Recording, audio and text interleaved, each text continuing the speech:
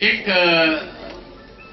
میں چاہتا ہوں کچھ آپ کو نعت کے شعر دو تین سنا کے اور اس کے بعد پھر میں غزل سناتا ہوں آپ اور میں خیر مقدم کرتا ہوں شاہ مردہ کی درگاہ کے امام جناب طالب حسین صاحب کہ وہ بھی تشریف فرما ہے اور اپنا قیمتی وقت نکال کر یہاں آئے.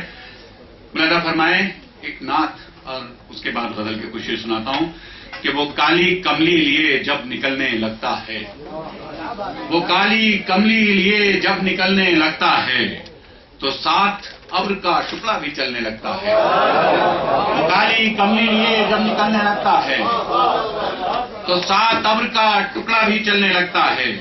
یہ اس کے پاؤں کے نیچے کی خاک کیسی ہے، یہ اس کے پاؤں کے نیچے کی خاک کیسی ہے جسے زمانہ جبینوں پہ ملنے لگتا ہے.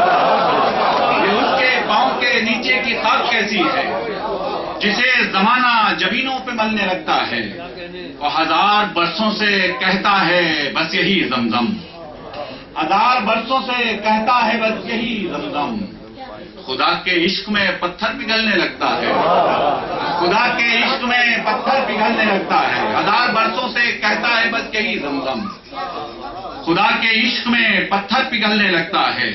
اب کچھ ایسے بچوں کے تاریخ میں ہے نام لکھے، یہ آخری شعر نعت کا کہ کچھ ایسے بچوں کے تاریخ میں ہے نام لکھے جو ایڑی رگڑیں تو چشمہ ابلنے لگتا ہے.